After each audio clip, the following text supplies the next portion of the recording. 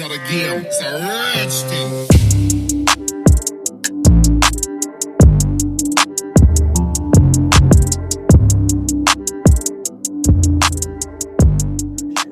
So you'll remember from years before when we add fractions with the same denominator, we can see what our answer is. For example, if I have 1/3 and 2/3, it equals 2/3 altogether. Similarly, if I have 3/12 and I want to add 4/12 to it,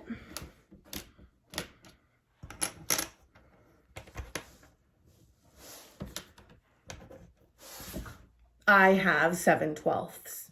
So when you have been adding fractions previously, you have been adding fractions with common denominators already. One of the common errors that students make is they try to add the numerators and then add the denominators. With this logic, 1 and 1 would make 2, and 5 and 5 would make 10. That would be 2/10. When we look at the actual value of 2/10, we can see it's nowhere near the same amount as adding a fifth and a fifth. Now, when we're working with fractions that don't have similar denominators, it becomes a little bit trickier to figure out what these are added together, 1/2 and 1/5 together. So I want to know what those fractions combine to create. So one of the strategies I can use is I can look at the other denominators that I have here, or the other ways I've split this one whole, and I can see if that equals the same amount. So for example, I could try 1/8 and see if 1/8 equals. So if I look and I can visually memorize or see that 5/8 does not equal 1/2 plus a fifth, I could continuously work down my fraction strips and see until I get to something that is equal to the fractions I'm adding together. For example, when you look here, you see that 1/2 and a fifth together is exactly the same as 7/10. So this is one method in adding fractions. When we have a common denominator, it's much easier to add. So if I change these and find a common denominator, I can see that 5/10 is exactly the same as 1/2, and 2/10 is exactly the same as 1/5. So when I add 2 and 5/10, I get 7/10 is the same as 1/2 plus 5. So in order to find the answer to the sum of two fractions, the first thing we have to make sure we do is find a common denominator. So on paper, this would look like 1/2 plus 1/5. Now, we figured out that 1/2 is exactly the same as 5/10, and 2/10 is exactly the same as 5/5. So remember, we're trying to find a common denominator so we can add those numerators. Now, one of the strategies often people will use is they will multiply the two denominators by each other. And if we see 2 times 5, of course, that is 10. So that means I have to multiply 5 by 2 to get 10. And I have to multiply 2 by 5 to get 10. Now, remember in fractions, whatever you do to the denominator, you have to do to the numerator. So I have to multiply the numerator by 5, and I have to multiply this numerator by 2. Finally, once you've got that, you can keep your denominator and add your two numerators together to get your answer 7/10. All right, let's try another one. Let's add 2/3 and 1/4 together. Now, when I'm looking at this, I'm thinking that almost looks similar to 1/2. So if I put my 1/2 fraction strip up, I can see that it's going to be just under 1/2. So that just helps me understand and get a better sense of the proportion of this fraction. So if I'm looking at this, I'm trying to find on my fraction strips what might be equal to this. Now, I could do trial and error as per usual, but if I look at my denominators, I know that I'm going to have to find a common denominator. And you'll remember our strategy from the question previous. You can multiply the denominator to find. So I'm curious if this will equal twelfths in some way, because I know 3 times 4 is 12. So let's take out our twelfths and see if a certain number of twelfths will make us this particular fraction added together. And there we have it, ladies and gentlemen. 11 twelfths is going to equal the exact same as a third, or 2/3 plus 1/4. Let's see what that looks like on paper. So we have here 2/3, and we're going to add 1/4 to those. So first thing we need to do is, of course, we know our common denominator is going to be 12 because we found out that 11 twelfths is actually the exact same size. But let's do that down on paper. So 3 times 4 is 12. So again, you can multiply the denominators to find your common denominator. And to get from 3 to 12, I have to multiply by 4. So whatever I do to the bottom, I have to do to the top. So I see that that's 8. And to get from 4 to 12, we have to multiply by 3. And whatever I do to the bottom, I have to do to the top. And so we see 3. Copying our denominator over, adding our numerators, we get to the answer 11 twelfths. All right, so let's try one more together. So I have 1/2 here, and I want to add 3/5 to it. Now, as I'm looking at this, I'm thinking that's pretty long. So if I compare that to my whole number, I see that that's going to be over 1 whole. So that's super interesting to make sure that we keep in mind.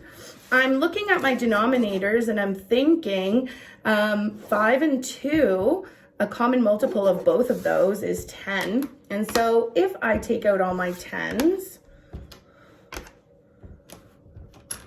we'll see what this equals. Now remember, it was over 1 whole. So in my fraction strips, it only gives me up to 1 whole. So if I'm correct, if my assertion's correct, it should be missing exactly 1/10 from the end. So once you get this lined up nice and straight, slide over 1 more tenth and you can see that it equals completely. So 11 tenths is going to be this. Now, another way to say 11 tenths would be 1 and 1/10. So 1 and 1/10 will be our answer. Now let's take a look at this in written form using our strategy to find a common denominator. All right, so our question asks, what is 1/2 plus 3/5? So of course, our strategy is find a common denominator. And I know that to get from 1/2 to 1/10, I have to multiply by 5. So I have to do that to the top as well. Remember, when we look at this, we can see that that's true because 1/2 is equal to 5 of these tenths. Okay, so keeping that in mind. And to get from 5 to 10, you have to multiply by 2. So whatever I do to the bottom, I have to do to the top. And that will give me 6. So again, I can look at my 10th fraction strips, and I can see that 6 of them equal 3/5. Now, when I add those all together, I get 11 tenths, which we talked about before. But another way to write this is 1 and 1/10. Now, if you're doing this on paper, you want to see how many times 10 will go into 11 without going over, and that's once. There's 1 left over out of the 10. So one more time, you want to see how many times 10 will go into 11 without going over, and that's of course 1, and there's 1, so that's 1 whole, and there's 1 left over, so it's 1/10. Well, what if I come across a question that has 2 whole numbers? How do I add those? Well, the steps are simple. You're going to add the fractions and then add the whole numbers. So let's start by adding the fractions themselves. So we have the question 1/4 plus 2/3. So we know that we have to find a common denominator. And I'll bet you already saw that and thought 12 definitely, because 3 times 4 is 12. I know that I have to multiply this side by 3 in order to get a comparable fraction. And I need to multiply this side by 4. Remember, all we're doing is we're creating equivalent fractions, right? So 2/3 is exactly the same as 8/12 in size. I can prove that to you just to see. So if I don't change the actual size of the fraction, then I can still add them up, which is why we find common denominators in the first place. So finding equivalent fractions, changing our denominators and our numerators by the same amount in order to create these equivalent fractions that are exactly the same amount, just broken up into these smaller parts. All right, so we can add these up now together and we can see that we have 11/12.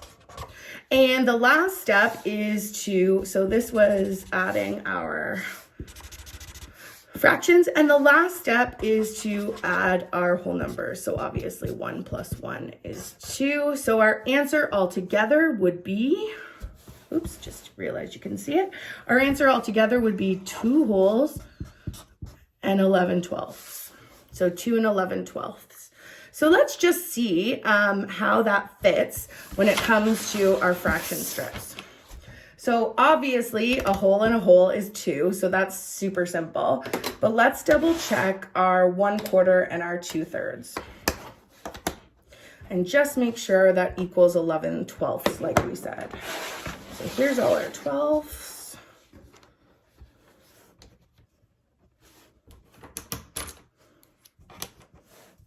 And of course, we come to the realization that we are exactly correct. When we add 1/4 of a fraction and 2/3 of a fraction, we get 11/12. Plus our 2 wholes give us 2 and 11/12. Now, another strategy we can use instead of adding the fractions, adding the whole numbers, is we can actually change them to improper fractions. So 1 1/4, how many quarters is in 1 1/4? Well, when I break up one whole, I get 4 quarters in that one whole. So 1 1/4 would be how many quarters all together? So of course that would be 5 quarters. And we can add that to 1 2/3. So if I'm looking at one whole, how many thirds are in one whole? Well, there's 1, 2, 3 thirds, plus 2 more would give me 5 thirds is the same as 1 and 2/3.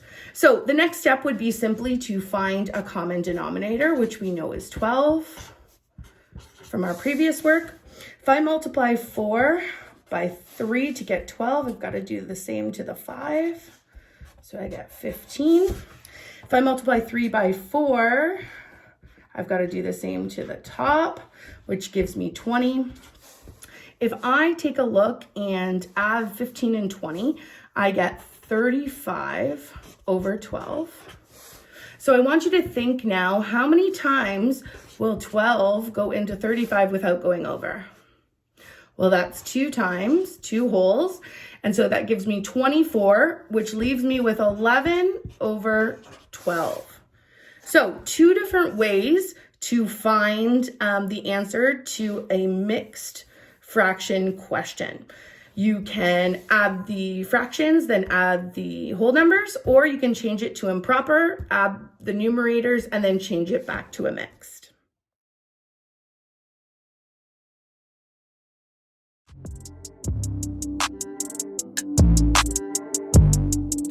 In order to add fractions together, you have to find a common denominator. Remember, whatever you do to the bottom, you must do to the top, and then add the numerators.